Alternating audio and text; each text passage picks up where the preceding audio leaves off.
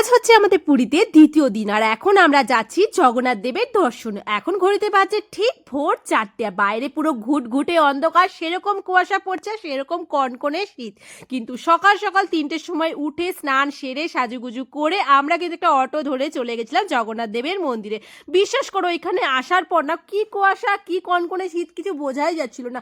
মনে হচ্ছিল পৃথিবীর সব সুখ শান্তি হয়তো এখানেই আছে, আর মনে হচ্ছিল কতক্ষণে মহাপ্রভুর দর্শন পাবো।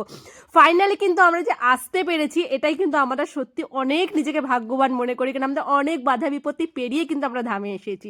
যাই হোক, ঠাকুর না টানলে কিন্তু ঠাকুরের স্থানে আসা যায় না, এটা কিন্তু এইবার আমরা হারে হারে প্রমাণ পেয়েছি। আমরা কিন্তু মহাপ্রভুর দর্শন খুব সুন্দরভাবে পেয়েছি। হ্যাঁ, ভোর 4টের থেকে লাইন দিয়েছিলাম বলে কিন্তু এত সুন্দরভাবে দর্শন পেয়েছি। দর্শন পাওয়ার পর আমরা সুন্দর করে পুজো টুজো করে বেশ অনেকক্ষণ মহাপ্রভুর কাছে বসে মন্দিরে, তারপরে কিন্তু আমরা বেরিয়ে চলে আসলাম। মন্দির থেকে বেরিয়ে এসে বেশ কিছু ফটোশ্যুট ভিডিও শ্যুট করার পর এখন চলে আসলাম ব্রেকফাস্ট করতে। আর আজকে ব্রেকফাস্টে নিয়েছিলাম কিন্তু ইডলি আর সাম্বার, সেটা দিয়ে ব্রেকফাস্ট করে রুমে এসে ড্রেস চেঞ্জ করে চলে আসলাম কিন্তু সমুদ্রের পাড়ে। এখন নেব বিচের মজা। আর এখানে এসে কিন্তু প্রচুর ভিডিও প্রচুর শর্টস নেওয়ার ইচ্ছে ছিল, কিন্তু এত মানুষের ভিড় এইবার সেরকম কিছু পারিনি। যাই হোক, সেটা আফসোস থাকার জন্য আমি বিকেলবেলা আবারও রেডি হয়ে এসেছিলাম বিচে কিছু শ্যুট করার জন্য।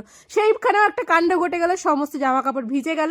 জামা কাপড় ওটাই পরে থাকলাম, কিন্তু জুতো চেঞ্জ করে আবার চলে আসলাম বিচের ধারে মার্কেট স্প্লোরিং করতে। বাট আজকে মার্কেটে সবার আগে চলে গেছিলাম আমরা খাওয়া দাওয়ার। আর দীঘাপুরীর খাওয়ার পর্ব মানেই হচ্ছে মাছ ভাজা। মাছ ভাজার দোকানে গিয়ে দেখি ম্যাক্সিমাম মাছ কিন্তু এখানে ফ্রোজেন ছিল আর ভীষণ বাজে গন্ধ দিচ্ছিল। তারপর থেকেও কিন্তু আমরা মোটামুটি 1-2টো মাছ ট্রাই করলাম, মোটামুটি ঠিকঠাকই লাগলো। দেন পাকোড়া ট্রাই করলাম। তারপরে যেটা ট্রাই করলাম, যেটা পুরো খাওয়া দাওয়ার মুখের টেস্টটাই নষ্ট হলো, সেটা হলো ওখানকার রাবড়ি। রাবড়িটা এতটাই বাজে ছিল খেতে যে কি বলবো, মানে পুরো মুডটাকে নষ্ট করে দিল। কেউ এসে কিন্তু পুরীতে ভুলের মনেও তোমরা রাবড়ি ট্রাই করো না।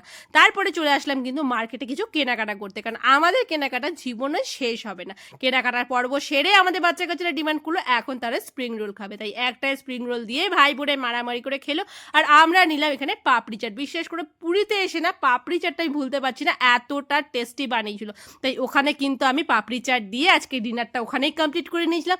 দেন আমরা বেশ অনেকক্ষণ সময় কিন্তু বিচে মজা নিয়েছিলাম। আর বিচে হচ্ছিল কিন্তু এখানে কৃষ্ণ নাচ, এখানে মা কিন্তু পুরোপুরি এনজয় করছিল।